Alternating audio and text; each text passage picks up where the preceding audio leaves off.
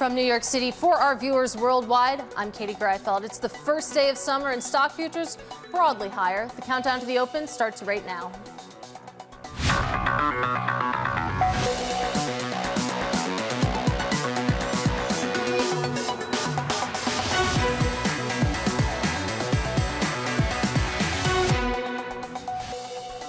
Coming up, futures trading near record highs driven by fresh gains in the tech sector. The S&P shocks again with a cut, adding to the optimism, and Treasuries on the brink of breaking even after a roller coaster first half. We begin with the big issue, AI optimism continuing to push the markets higher and higher. You have to trade this market. You have to take a week to week. And, if I look at NVIDIA right now, if I look at the NASDAQ, if I look at, for example, the relative strength indicator, it has been screaming overbought for probably the last week or maybe a little bit longer. And when you have this condition, something is inevitably going to happen and you're going to have some consolidation. You're going to have some pullback. So, yes, I do think the trades like NVIDIA and the NASDAQ near term are overstretched. Joining us now is Samana. He is Senior Global Market Strategist over at Wells Fargo. And Samir, I'm so excited to talk to you today because you're a little bit of a contrarian when it comes to the tech sector, and that you think you should be looking at a neutral weighting when it comes to that behemoth right now.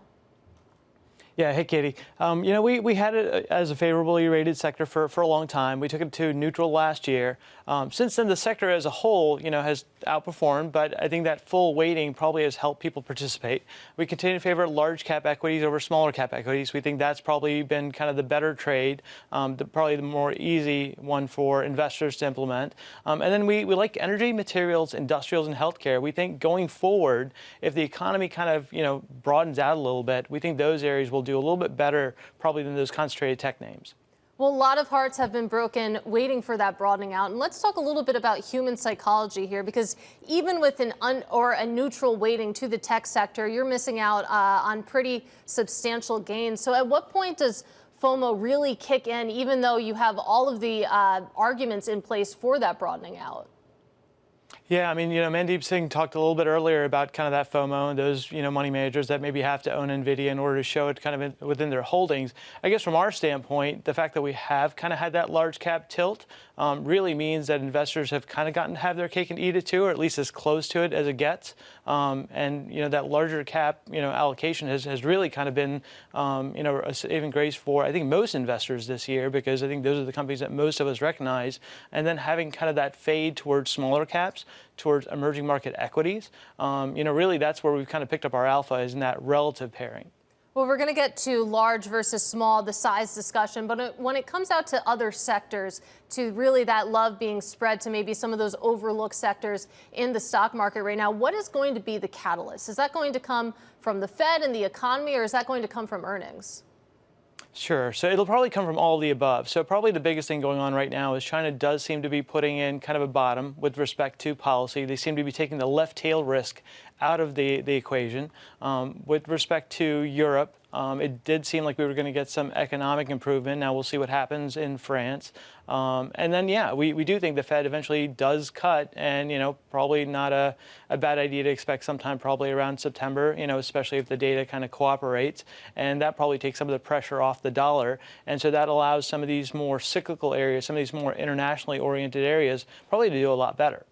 All right, well, Samir, hang tight for just a minute. Let's talk about the economy a little bit in more detail, because the latest jobless claims and housing data out in the last 30 minutes. So let's get to Michael McKee, Bloomberg Chief Economics and Policy Correspondent. What did we learn? We didn't learn a whole lot about the job market, because the jobless claims numbers, people were thinking that we would get something definitive. We didn't really. 238,000 after a revised 243 last week. So it's down, but not down a lot. The pattern last year was that jobless claims peaked in the same week last year and then started down again. So is this the start of a trend? Too soon to tell. But we can look at the continuing claims numbers still going up. Not particularly good news there, taking longer for people to find jobs. Now, the other big news of the day, the housing starts numbers, quite disappointing. In April, up 4.1%. In May, down 5.5%. That was not expected. Building permits also down by 3.8%. And yesterday, while we were all at the beach, the National Association of Home Builders reported their confidence number fell during the month. And this this is not helping the U.S. at all, because if you take a look at what's happening, household formation continues to rise. Nobody's moving on the existing home side. We need more new homes, and we're not getting them. You can see starts dropping off, and housing completions, the yellow line, just really falling off. Where are the houses when we need them? That's a policy problem for all levels of government, and something that's going to become a bigger and bigger issue, Katie. We could also mention that the Philadelphia Fed business outlook is still positive, but fell from 4.5 to 1.3, and prices paid went up a little bit. Not sure what that tells us, but it is out there as a little more data. We have a lot of Fed speak today. Neil Kashkari first on the docket, and he says that it's going to take a couple more years to get down to 2%. And just really quickly to meditate a little bit longer on the housing market, it sounds like what you're saying is that demand, it's still there, it's still growing, and supply isn't getting a lot better either, so higher prices? Exactly, and Seth Carpenter of UBS and I were talking about this earlier, and he said, the government's going the wrong way. They're going to attack the demand portion, and it's the supply portion that's the problem. So what do? I think Samir was right, because it's exactly what Lisa Abramowitz said earlier today. She said, in this situation, buy NVIDIA. Buy NVIDIA, Michael McKee. Can't do anything else. Well, let's bring that question back to Samir Samana, of course, of Wells Fargo, is still with us. And I mean, you think about supply and demand both in the economy, in the housing market, but also when it comes to places such as NVIDIA, still the demand for these chips is so high, and the supply hasn't necessarily gotten to a place to meet that. I know that, of course, you're neutral on tech, but how high is your conviction there? What would you need to see to really bump that allocation back to overweight? I think probably the easiest way to do it is just to have a little bit of doubt creep in. If you think about, just expectations, as you mentioned, they are just so high. I mean, just the fact that, individual names like that have gone up 50, 60% in a very short period of time tells me that expectations are going up alongside them. The fact that earnings are growing, but multiples are growing even faster, that tells me that you're kind of seeing this gap now between reality and, I guess, hope or expectations. All those things kind of worry me a little bit, especially for kind of intermediate to long-term investors who are looking a little bit further out. I think for them, some of those more, kind of secular, longer-term plays like energy, like industrials, like materials, which underpin the build-out of AI, right? Through data centers, through that additional power demand. To me, I think that's where the AI trade kind of goes next. And I think that's the way for kind of savvy investors to maybe get there a little bit before the market does. Kind of the most recent example of that would be utilities, which, went on a tear after technology did, because, again, people were looking for the next trade. So I guess in some ways, that's what I want to do, is find the next place to be. That's really interesting. A few interesting points there. First of all, it sounds like what you're saying is basically that the fundamentals don't justify the valuations that we're seeing on some of these chip stocks. And in terms of following the AI narrative, finding what's next, it sounds like you're looking for some of those non-obvious bets there. Yeah, I mean, again, I come back to power generation and data centers seems to be two of the clearest winners. It doesn't matter, who's making the chips. It doesn't matter where those chips are being made. It all looks like, when you look at kind of the power consumption of a Google search versus the power consumption of a ChatGPT-4 search, which we're not even talking about 4.0 or 5 yet. You're talking about 20, 30, maybe even 50 times the power consumption. And, Mandy was talking earlier about how the next large language models will be 5x the ones we have currently. So, the power generation might even be more exponential than that. So all of that tells me we're going to need a lot of power. So I want to know what companies are going to provide that power. How long of a time frame do you have to have there, though? Because I've spoken to many investors about that sort of data center play, that utilities play, and the answer that I keep getting is, yes, it makes sense, but maybe it's a little over-egged right now. You need to have a long horizon to sort of play in that sandbox. What's your view? So I'll give you one example. When you look at the energy sector and you look at the fact that it still trades at about 12 times, has the highest dividend yield in the S&P at 3+%, that does not look like a sector to me where you have to wait for the payoff, right? You've basically got an 8% earnings yield and a 3% dividend yield. So you've got an all-in yield of just 11%, and that's not accounting for any earnings growth or any multiple expansion. So, I mean, to me, that's kind of the best of all worlds.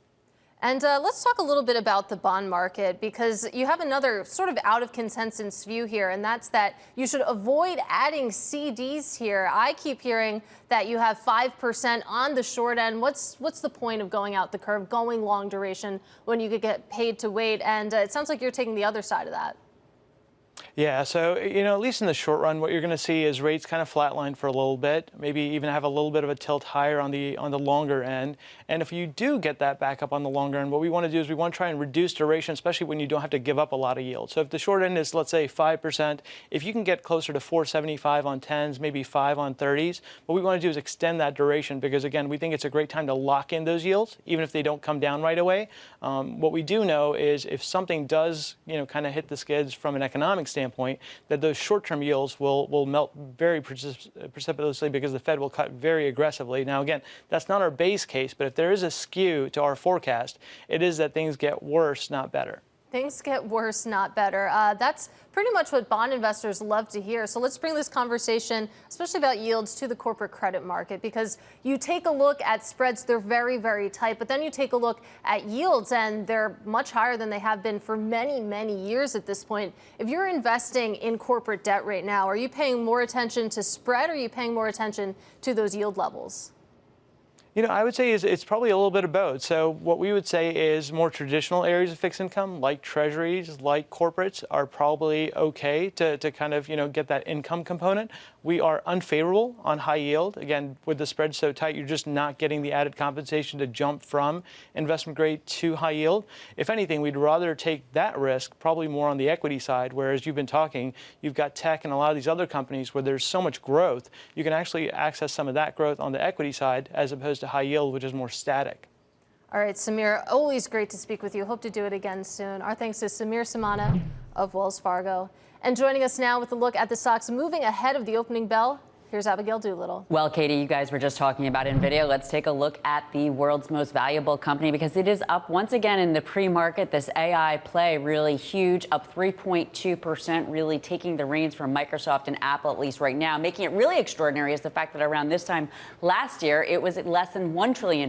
So a parabolic move higher on this big move around AI. Speaking of AI, let's take a look at both Dell and Supermicro. CEO of Dell, Michael Dell, yesterday on X said that they are building Dell AI factory for Elon Musk, a startup XAI alongside NVIDIA. So you can see that Dell is trading higher, and then Elon Musk came out saying that Supermicro computer would be involved as well. So lots of AI play continuing, and let's just keep it going right to Accenture because they actually missed the professional services firm, but up 8.3%. As you can see, the stock is jumping on bookings and not too surprisingly, growth in AI.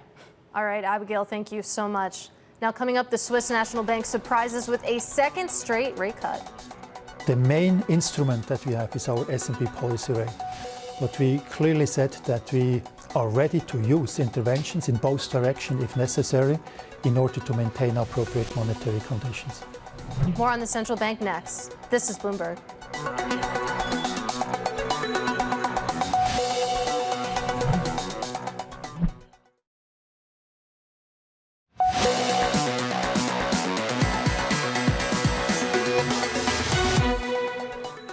We have a relatively balanced situation. The inflation forecast is going slightly down over time, but not dramatically.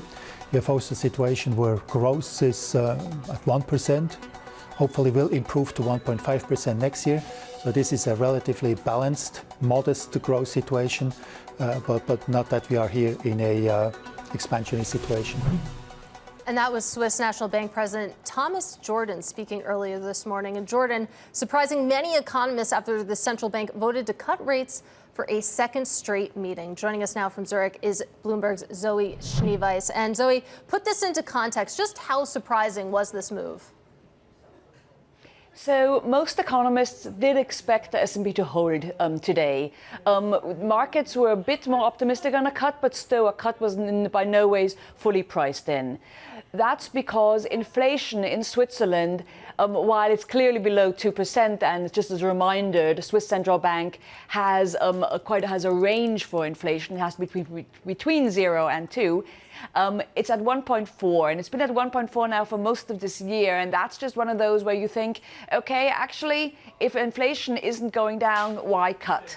So that was the reason why people were thinking a hold. But what they weren't quite counting on was how concerned the S&P potentially is about the strong franc And that's one of those reasons why they did cut today. That's so interesting. Talk to us a little bit more about the franc's influence here, because we've seen this dynamic play out before. Yes, it's quite reminiscent. We all very much remember January 2015 when they still had a cap on the franc and then actually got rid of that, and that one completely shook markets. Today, it didn't shake markets across all asset classes as it did in 2015, but it did have an impact. So the situation is here that the franc is very popular in times of crisis. The franc is one of those safe currencies that people think the franc always kind of will hold up, so if there's trouble, let's go there. So now the snap elections that were called in France have generally created a lot of uncertainty in Europe. So if there's uncertainty in Europe, you go buy the franc, and that has just driven the franc up to a very high level.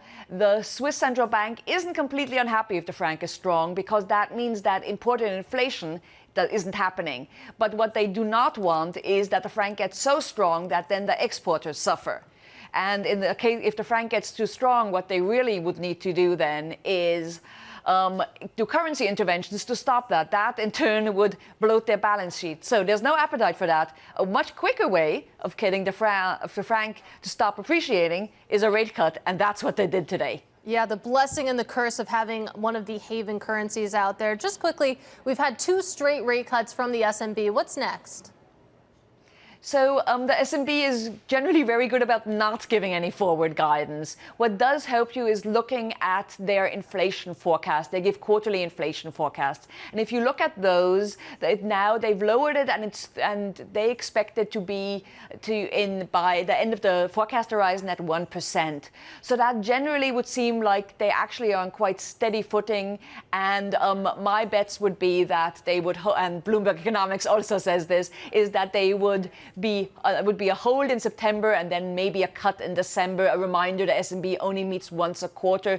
So there's a lot of time for them, for things to change. There's also a lot of time for policymakers to think what to do next. All right, Zoe, really appreciate your reporting. Our thanks, of course, to Bloomberg's Zoe Schneeweiss. And of course, as rate cuts are happening in Switzerland, the Bank of England left rates on hold. The central bank left rates unchanged at 5.25% earlier today. But there were some indications that a rate cut could be coming. Joining us now with more is Bloomberg's Lizzy Burden. And it seems like dovish hold is the name of the game here. You're right, Katie. That was the reaction in markets. Why? Well, they're honing in on this line in the guidance that it was finely balanced for some members of the committee, even though they voted to hold and even though the vote split was exactly the same as last time, 7-2.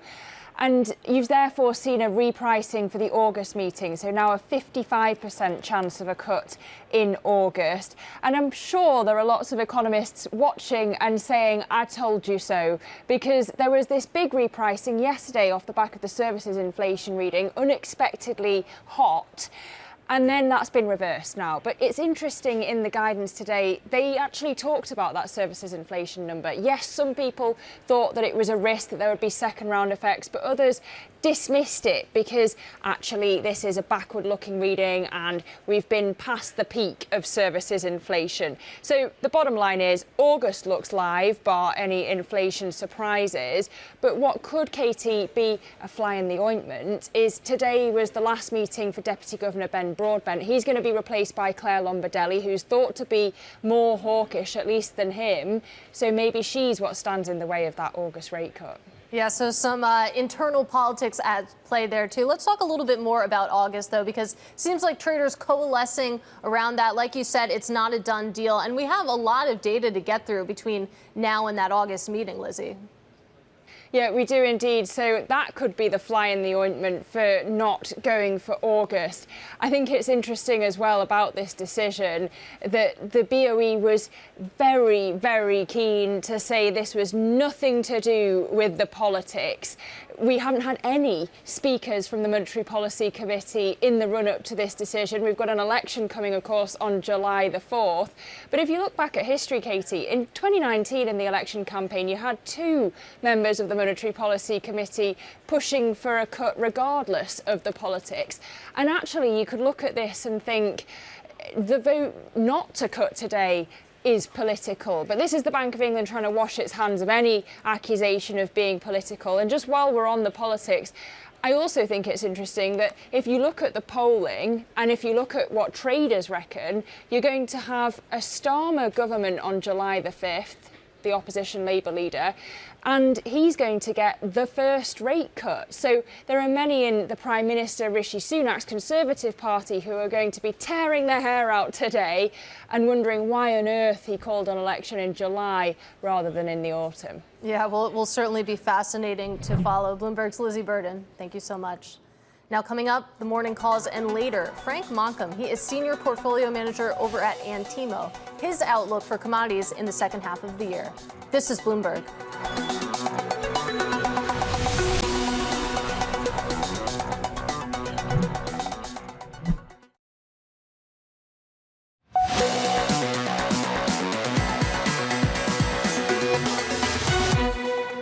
All right, it's time now for our morning calls. A look at some of the analysts' recommendations on Wall Street this morning. And first up, RBC Capital Markets is cutting its price target on Tesla to $227. The analyst says he's lowering estimates for the company's robotaxi venture. Of course, Tesla is set to unveil its robotaxi on August 8th, so mark your calendars. Next up, Benchmark is cutting Spirit AeroSystems to a hold. The analyst cites uncertainty about Boeing's plan to buy the fuselage maker. Spirit, of course, makes airline parts for Boeing, Airbus, and Northrop Grumman, And finally, we have Williams Trading cutting the price target on Nike to a street low, just $75.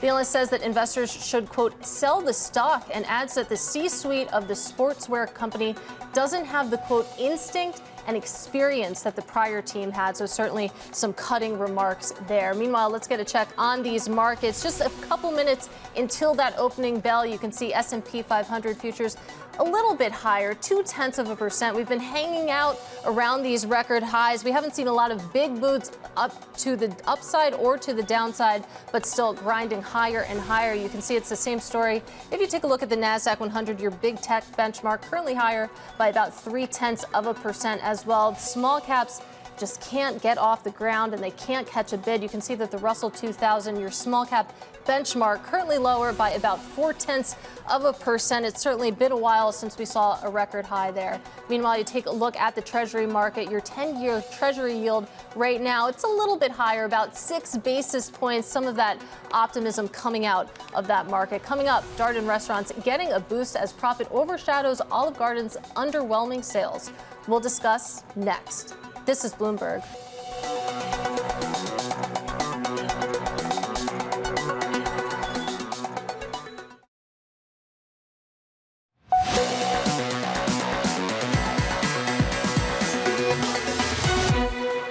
This is the countdown to the open. I'm Katie Greifeld. We are moments away from the start of trading. You take a look at the stock market right now. You have the S&P 500 mildly higher, just 0.2%, but it's green. A little bit better if you take a look at big tech, currently up about 0.3%. Small caps, again, like we've been saying, just can't catch a bid. Let's take a look at the cross-asset action right now. You can see Euro USD, that pair just falling just a little bit. We're at 107 on that pair. You take a look at the Treasury market right now. You can see the 10-year yield currently higher by about 6 basis points or so. We're still well below where we were just a couple weeks ago. And meanwhile, you take a look at crude, it's up slightly, about 0.9%.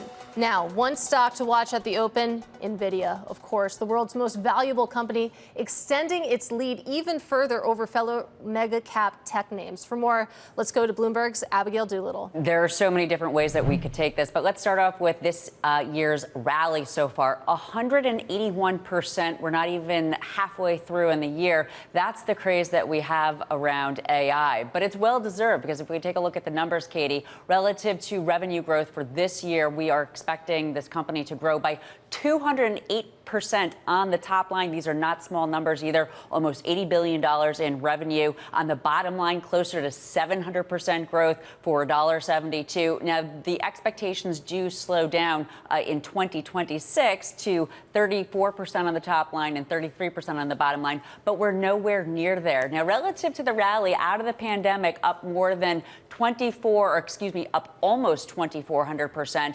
And as we do have NVIDIA as the world's most valuable company, something that really really, really stands out to me. Last January, this company wasn't even $500 billion worth of market cap. Now it's well north of $3 trillion, again, more than both Apple and Microsoft, a parabolic uptrend. When does this party stop? I would argue that at some point, these amazing blowout quarters that they put up, the big outlook guides, at some point when that slows down, we don't know when it is, that is when we could see some of that 90-degree angle physics. A parabolic uptrend simply doesn't hold.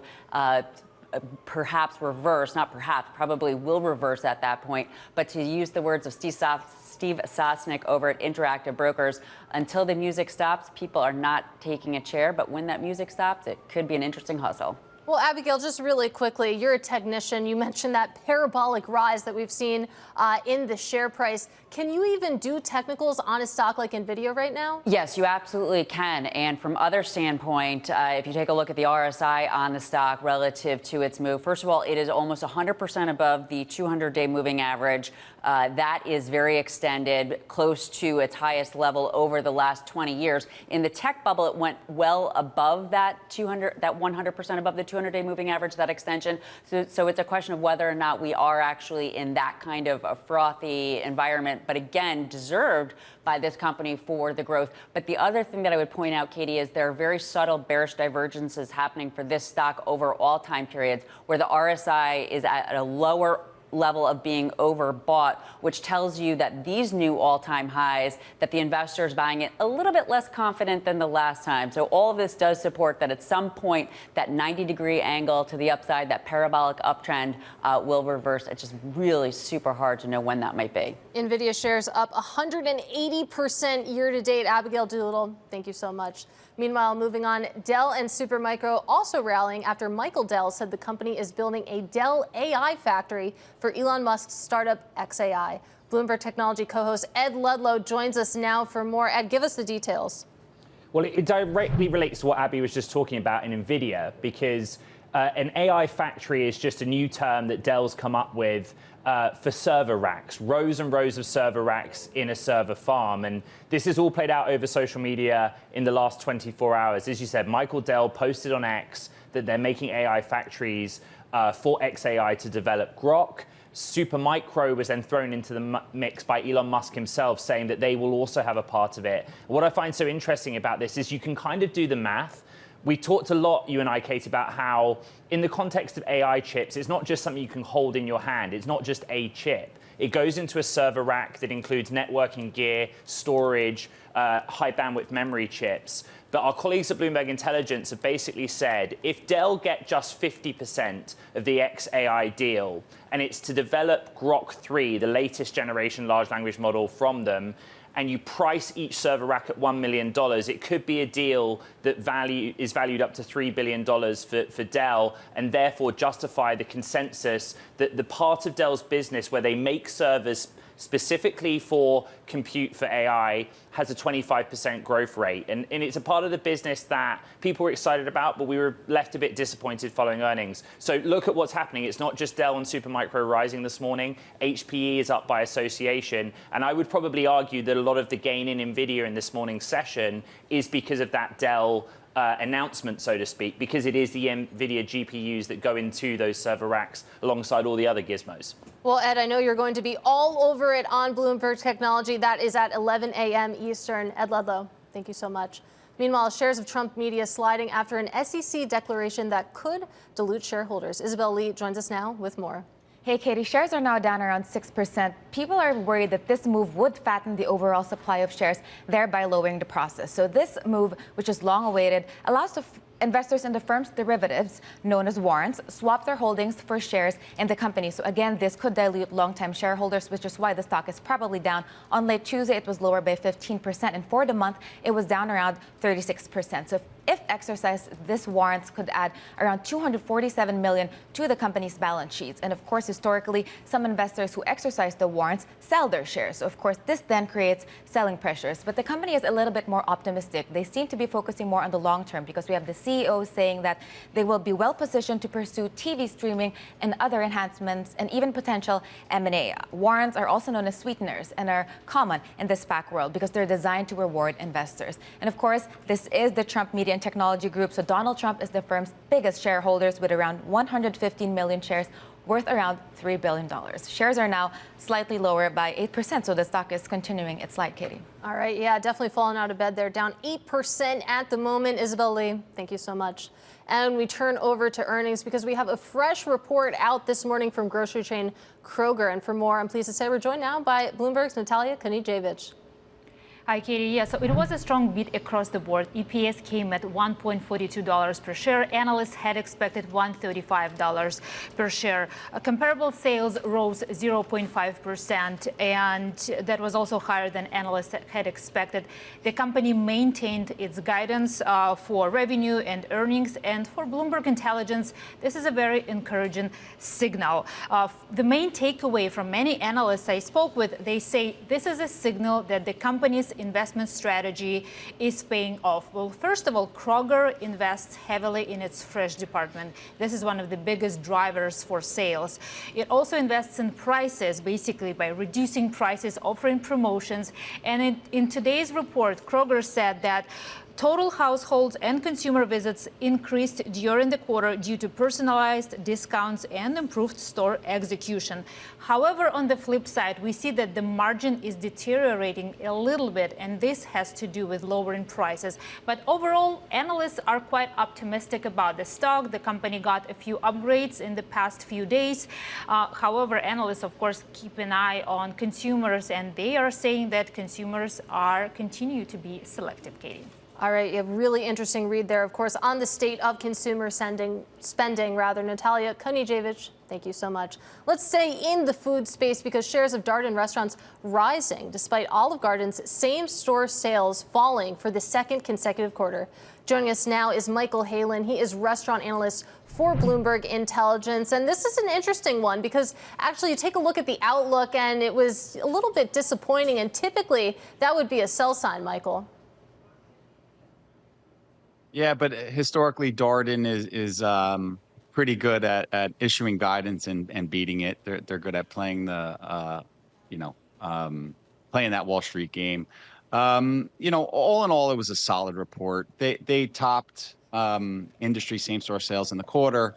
Their margins, continue to be best in class. Investors love Darden. It's a very well-run company. Operations are great, and they have some advantages in this consumer slowdown, namely scale. They can continue to price below inflation, which they've been doing for years, and that's kind of eased some of the traffic decline. And and they have great tenure for their employees, right? And so the experience is usually good in the restaurant. So a story of under-promise, over-deliver. You have to get better at that one. Let's talk about the portfolio here because we talk about Olive Garden all the time. Of course, it's the parent company of Olive Garden. You take a look at comp sales for that specific brand. They were disappointing. Longhorn, though, definitely beating expectations on that metric. Yeah, consumers seem to be frequenting these steakhouses. They seem to have done better. They seem to do better when there's beef inflation, right? I guess there's a few things going on. Part of it is Longhorn's raising prices more than Olive Garden is, right? And so that's part of the reason why the same-store sales are higher. But also when we see beef deflation historically, we see steakhouses outperform. So I think people are looking at the price in the grocery store versus the price they get at Longhorn. Also, they don't have a 1,000-degree oven in their house, and so Longhorn can cook a steak better maybe than they can.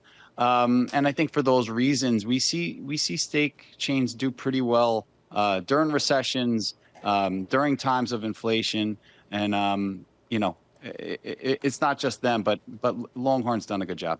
Yeah, and you've definitely seen that in these results. Talk to me more about the pricing strategy. You mentioned, of course, they can adjust pricing here. It sounds like they have some history of doing that. When it comes to that specific lever, though, how eager are they to do that? How quick would they be to respond?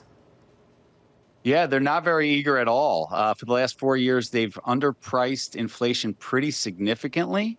And it's a smart long-term strategy. Management talked about it on the call. It's like when you get into that, you get into that cycle of pricing. Over the long term, people are going to really cut back more on their visits. And so people can view a place like Olive Garden, they can view Longhorn as places that can continue to provide value in this inflationary environment. And, as I mentioned earlier, their scale really helps them do that.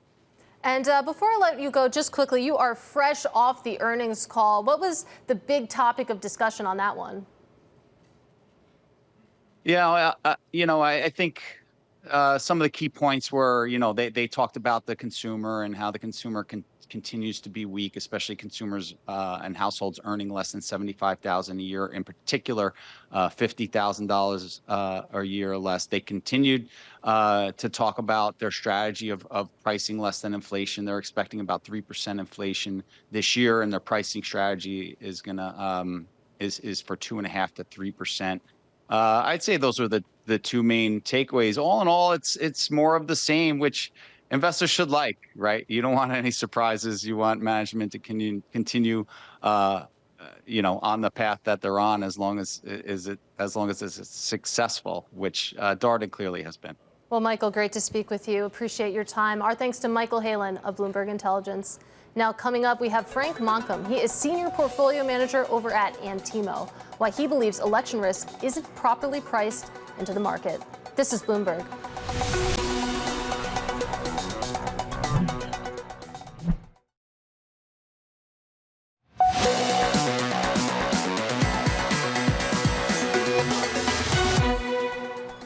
Joining us now, we have Frank Monkam. He is Senior Portfolio Manager over at Anitmo. It's great to see you in person. Pleasure to be here, Katie. Let's talk about tech. We were having this conversation with Samana just about 30 minutes ago or so, and he made the point that he doesn't think that what we're seeing when it comes to the fundamentals of some of these tech names actually justify the valuation. So what's your view? Can we call this a bubble? I think trying to have a discussion around whether it's a bubble or not, it's not really the right discussion to be having. I think we're clearly at the foothills of a bubble at the minimum. The question is it a big bubble, small bubble, medium-sized bubble? We had to look at, where the market is today in terms of positioning, momentum, RSI. Everything looks very, very overstretched. The problem is with bubbles is, people think that bubbles are, some kind of cataclysmic event happening in the market. It's not, right? It's a feature, not a bug of markets, right? So the way you got to look at it is say, am I in a bubble, yes or not? And when you answer the question yes, is to have a game plan to be able to trade around bubble markets. And I think we are in a bubble. And the way to trade around it is to look for downside protection. And the problem, the issue with this market is people are failing to realize how cheap volatility and skew is. So it provides an opportunity to really protect yourself to the downside at a very, very cheap cost. So I think the question as to whether we're in a bubble or not is not really a question that we should be posing ourselves. It's more so how do we trade around the bubble market? Well, let's talk about that downside protection, because you take a look at the VIX, for example, it's been doing nothing for quite a long time, currently trading with below a 13 handle, and it just seems like nothing seems to shake this market. So when you talk about downside protection, over what timeline are you considering? That's actually a very good point. I think that, the way to trade around bubble markets, the playbook for that is not to try and short the market directionally, is to look to play non-linearly via options. And, put strategies are very efficient, especially here, where, like I said, where vol and skew is really cheap. So what you want to do is basically ladder out your risk as you put in on this, put spread structures over time so that you're kind of minimizing your theta decay. And when you think about the VIX today, one thing that kind of should be garnering investors kind of, the investors kind of respect here in this market is the fact that you have to look at what's going on with volatility in Europe, right? The V2X and the VIX are currently diverging pretty materially. And this type of divergence really doesn't last too long.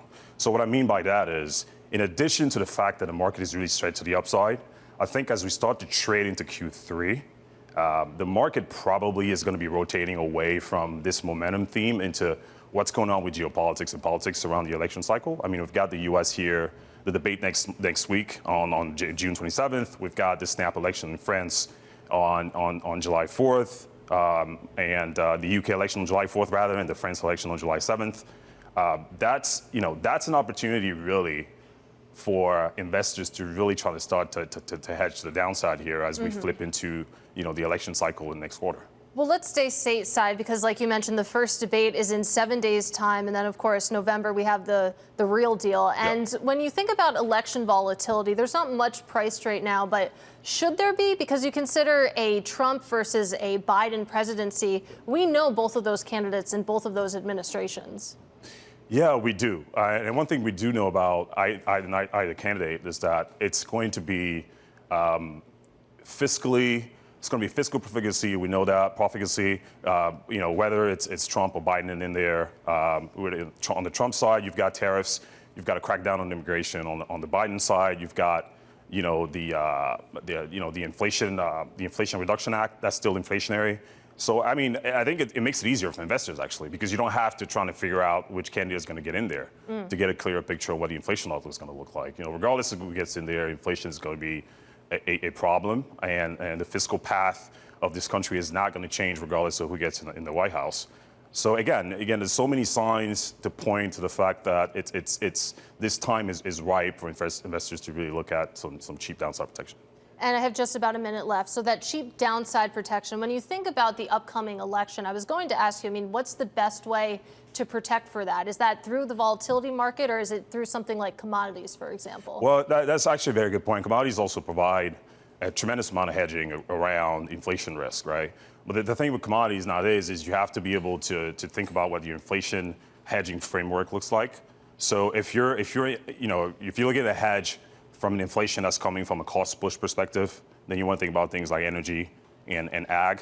If you have an inflation that's more of a demand pool, then you have to think about things like copper and alley, right? But if you have inflation that's more about central banks continue to be, staying in easing mode and kind of losing their credibility, then you got to think about things like gold, right? And I think commodities provide a huge amount of, downside protection when it comes to inflation. And the thing is, with commodities at the time, at where we are in the market today at this juncture, is you have to be really selective on which commodity you actually allocate to. So it's not just a beta allocation to commodities. It's basically trying to pick and choose which commodities make sense here, where you are in the cycle, and where you are the supply-demand picture, right? And we've seen what's happening recently with copper and gold and oil, where positioning really has driven a lot of moves that we've seen in these markets. So there's a lot of technicals also that are at play, and that's offering some kind of relative value opportunities that comes from mispricings between these different types of commodities. So I think investors, in addition to saying, hey, we want to be allocated to commodities, I think we should get our hands dirty a little bit more in trying to figure out which commodities make sense at which time frame here as we head into the second half of the year. Well, we'll have to pick up this conversation again soon. Frank, great to see you in person. Our thanks, of course, to Frank Monkam of Anitmo. And for some of the sector price action this morning, let's get back to Bloomberg's Abigail Doolittle. We're looking at a modest gain for the S&P 500 right now. Katie, up about 0.3%, up for a third day in a row, heading to another record close, carving out an all-time high. Currently, the top sector on the day is energy, up about 1%. Speaking of commodities, we do, of course, have oil up about the same amount, so helping out there. Utilities, interestingly, higher, even with yields higher. Those dividends should look less attractive relative to high yields, but the narrative, of course, this year is that it's an AI play, so anything AI is higher. Real estate and healthcare both down. Those are, well, at least healthcare, a defensive sector, so the fact that it's down, that is almost a risk on signal. But small moves. As for one sector that's making a bigger move over the last few days, that is the home building sector, currently higher today, but over the last 2 days, down 1.9%. And Lennar, a couple of days ago, of course, put out results that were not received well by Wall Street. But KB Home today, that stock up nearly 5% as they maintain margins despite incentives to sell their homes. All right, Abigail, thank you so much. Coming up on this program, the market-moving events you need to be watching. That's next in our Trading Diary. This is Bloomberg.